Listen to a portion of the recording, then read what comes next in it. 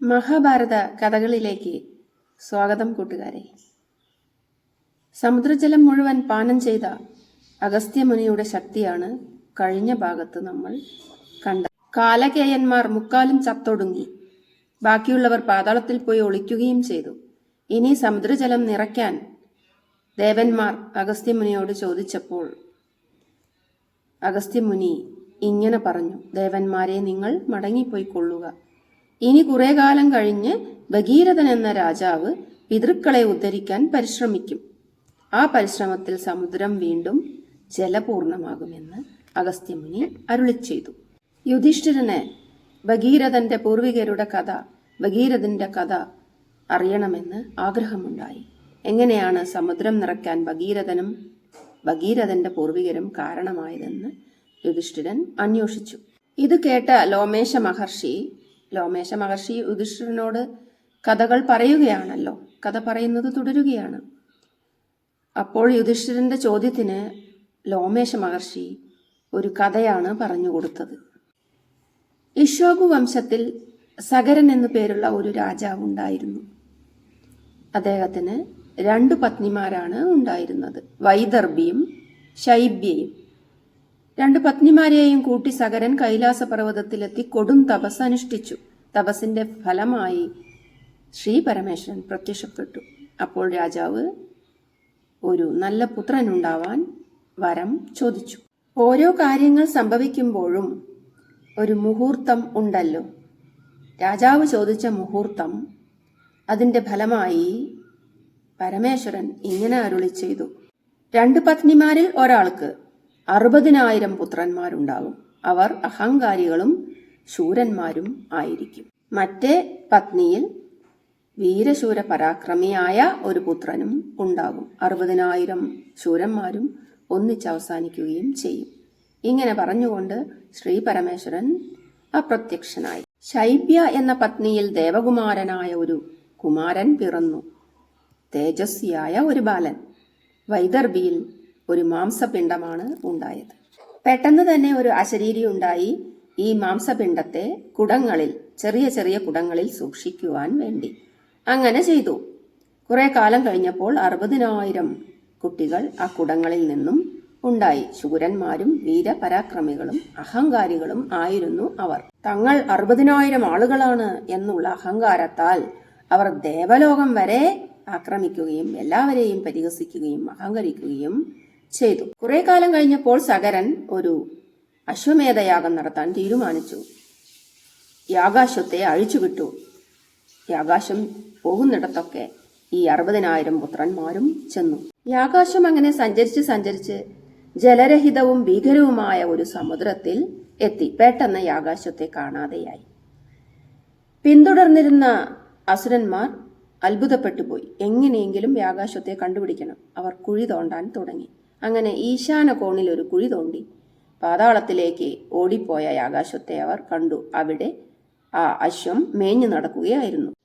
പാതാളത്തിൽ കൊടും തപസ്സനുഷ്ഠിക്കുന്ന കപില മഹർഷിയുടെ അടുത്തായിരുന്നു യാഗാശ്വം മേഞ്ഞു നടന്നിരുന്നത്. കപില മഹർഷിയെ ഗൗനിക്കാതെ ഈ 60,000 സകലസന്തതികൾ യാഗാശ്വത്തെ പിടിച്ചുകെട്ടി. ഇതിൽ ക്രുദ്ധനായ കപില മഹർഷി ഈ സകലസന്തതികൾക്ക് നേരെ തേജസ് വർഷിച്ചു. അതിൽ അവർ വെന്ത് വെണ്ണീറായി ഭസ്മമായി തീർന്നു. ഇത് കണ്ട നാരദ മഹർഷി സഗരനോട് ചെന്ന് കാര്യങ്ങളൊക്കെ പറഞ്ഞു. അങ്ങയുടെ മക്കളെ കപില മഹർഷി ഭസ്മമാക്കി തീർത്തിരിക്കുന്നു.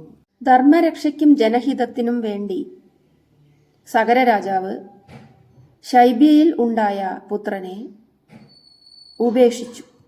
ശൈബ്യയിൽ ഉണ്ടായ ആ പുത്രന്റെ പേര് അസമഞ്ജസൻ എന്ന് ആയിരുന്നു. അസമഞ്ജസന് ഒരു പുത്രനുണ്ടായിരുന്നു. ആ പുത്രന്റെ പേരാണ് അംശുമാൻ. രാജ്യത്തിലെ ജനങ്ങളുടെ ദുർബലരായ കുട്ടികൾ കരയുന്നത് കണ്ടാൽ ഈ അസമഞ്ജസൻ, അതായത് സഗര രാജാവിന് ശൈബ്യയിൽ ഉണ്ടായ പുത്രൻ എന്തു ചെയ്യും? അവൻ ആ കുട്ടികളെ കഴുത്തിനു തൂക്കി നദിയിൽ എറിഞ്ഞു കളയുമായിരുന്നു. ജനങ്ങൾ വന്നു ചോദിച്ചു: അല്ലയോ സഗര രാജാവേ, അങ്ങയുടെ പുത്രൻ ഞങ്ങളുടെ കുട്ടികളെ ഇങ്ങനെ കൊല്ലുകയാണ്. വേറെ വല്ലവരുമാണെങ്കിൽ അങ്ങ് അവർക്കെതിരെ നടപടിയെടുക്കും. അങ്ങയുടെ തന്നെ പുത്രൻ ഇങ്ങനെ ചെയ്താലോ? ഇതിൽ ദുഃഖിതനായ സഗര രാജാവ് ശൈബിയിൽ പിറന്ന ഈ ഒരേ ഒരു പുത്രനാണല്ലോ പിറന്നത്, ഈ തേജോമയനായ പുത്രനെ നാട് കടത്താൻ കൽപ്പിച്ചു. അങ്ങനെ നാട് കടത്തുകയാണ് ഉണ്ടായത്. തന്റെ മുത്തശ്ശന്റെ സങ്കടത്തിൽ മനസ്സലിഞ്ഞ അംശുമാൻ കപില മഹർഷിയുടെ അടുത്തെത്തി. അപ്പോൾ കപില മഹർഷി അംശുമാനോട് ചോദിച്ചു, നിനക്ക് എന്ത് വരമാണ് വേണ്ടത്? ഭസ്മമായി പോയ 60,000 സകരസന്തതികൾ അവരുടെ ആത്മാവിന് നിത്യശാന്തിയും പരിശുദ്ധിയും നൽകണമെന്ന് അംശുമാൻ കപില മഹർഷിയോട് ചോദിച്ചു. ക്ഷമയും ധർമ്മവും സത്യവുമുള്ള അംശുമാനെ കപില മഹർഷി അനുഗ്രഹിക്കുകയും 60,000 സകരസന്തതികൾക്ക് അവരുടെ ആത്മാവിന് നിത്യശാന്തി നൽകുകയും ചെയ്തു. എന്നിട്ട് പറഞ്ഞു, നീ സകരനെ സഹായിക്കും, നിന്റെ വംശം നിലനിൽക്കും എന്നൊക്കെ പറഞ്ഞ് അനുഗ്രഹിച്ചു വിട്ടു. അങ്ങനെ യാഗാശ്വത്തെ തിരിച്ചു കൊണ്ടുവന്ന് അശ്വമേധയാഗം നടത്തുകയും തുടർന്ന് സകരൻ സ്വർഗം പോകുകയും ചെയ്തു. തുടർന്ന് അംശുമാൻ ദിലീപനെ രാജ്യം ഏൽപ്പിച്ച് സ്വർഗം പോവുകയും ചെയ്തു. കുറേയധികം കാലം രാജ്യം ഭരിക്കുകയും സകരന്റെ രാജ്യം ഭരിക്കുകയും ദിലീപൻ എന്ന പുത്രൻ ഉണ്ടാവുകയും അംശുമാന്റെ പുത്രനായ ദിലീപന് അംശുമാൻ രാജ്യഭാരം നൽകി സ്വർഗം പോകുകയും ചെയ്തു. ഗംഗാനദിയെ ഭൂമിയിലേക്ക് കൊണ്ടുവരാൻ പലതവണ ദിലീപൻ ശ്രമിച്ചെങ്കിലും നടന്നില്ല. തന്റെ പിതൃക്കൾക്ക് ശാപമോഷം കിട്ടിയിട്ടില്ല എന്നൊരു തോന്നൽ ദിലീപനിൽ ഉണ്ടായി. തുടർന്ന് തന്റെ പുത്രനായ ഭഗീരഥനോട് ദിലീപൻ തന്റെ ആഗ്രഹം പറഞ്ഞു. തന്റെ പൂർവികർക്ക് ആത്മശാന്തിയൊക്കെ ലഭിച്ചെങ്കിലും സ്വർഗം പോകാൻ കഴിഞ്ഞിട്ടില്ല എന്നുള്ള ദുഃഖം ഭഗീരഥനിൽ ഉണ്ടായി. കപില മഹർഷിയുടെ ശാപത്താൽ ഭസ്മമായ തന്റെ പൂർവികർക്ക് അംശുമാന്റെയും ദിലീപന്റെയും ഒക്കെ സ്വർഗം പൂകൽ കഴിഞ്ഞ ശേഷം ഭഗീരഥൻ തന്റെ പൂർവികർക്ക് ഇങ്ങനൊരവസ്ഥ വന്നതിൽ മനം നൊന്ത് ഭരണഭാരമെല്ലാം മന്ത്രിമാരെ ഏൽപ്പിച്ചു. തുടർന്ന് ഹിമാലയത്തിൽ പോയി കൊടും തപസ് അനുഷ്ഠിച്ചു. ഗംഗാദേവിയെ വരുത്തണം എന്നതാണ് ഉദ്ദേശം. കൊടും തപസ്സാണ്. ഗംഗാദേവി പ്രത്യക്ഷപ്പെട്ടു. എന്നിട്ട് ചോദിച്ചു, ഹേ ഭഗീരഥ, നിനക്ക് എന്താണ് ആവശ്യം? ഞാൻ എന്താണ് നിനക്ക് വേണ്ടി ചെയ്യേണ്ടത്? അപ്പോൾ ഭഗീരഥൻ പറഞ്ഞു, വരദേ ഗംഗാദേവി, നിങ്ങളുടെ ജലം എൻ്റെ പൂർവികരുടെ മേലെ തളിച്ചാലേ അവർക്ക് സ്വർഗം ലഭിക്കുകയുള്ളൂ.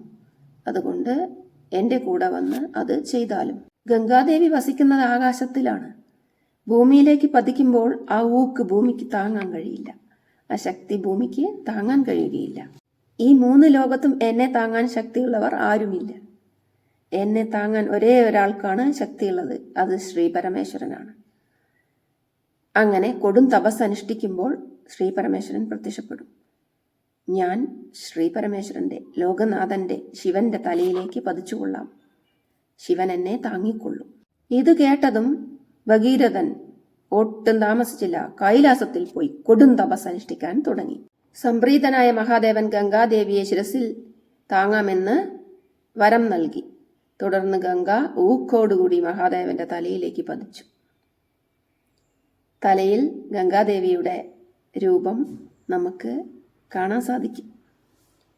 അങ്ങനെ ഗംഗ ഭഗീരഥനോട് ചോദിച്ചു, ഞാൻ ഏതിലൂടെയാണ് ഇനി ഒഴുകേണ്ടത്? ഞാനിതാ ഭൂമിയിലെത്തിക്കഴിഞ്ഞു, ഏതിലൂടെ ഞാൻ ഒഴുകണം? ഭഗീരഥൻ വഴി കാണിച്ചു കൊടുത്തു തന്റെ പൂർവികരുടെ അടുത്തേക്ക്. ഗംഗാജലം വന്നതോടുകൂടി വറ്റിപ്പോയ സമുദ്രം നിറഞ്ഞു. തൃപ്തനായ രാജാവ് ഗംഗാജലം കൊണ്ട് തന്റെ പൂർവികർക്ക് ജലാഞ്ജലി നൽകി സ്വർഗലോകത്തേക്ക് പറഞ്ഞയച്ചു.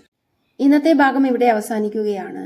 ഇനി അടുത്ത ഭാഗത്ത് പേടമാനിന്റെ പുത്രനായ ഋഷ്യശൃംഗന്റെ കഥയുമായി വരുന്നതാണ്. മഹാഭാരത കഥകൾ ഇഷ്ടപ്പെടുന്നുണ്ടെങ്കിൽ ചാനൽ ലൈക്ക് ചെയ്യൂ, ഷെയർ ചെയ്യൂ, കമന്റ് ചെയ്യൂ, സബ്സ്ക്രൈബും ചെയ്യണേ.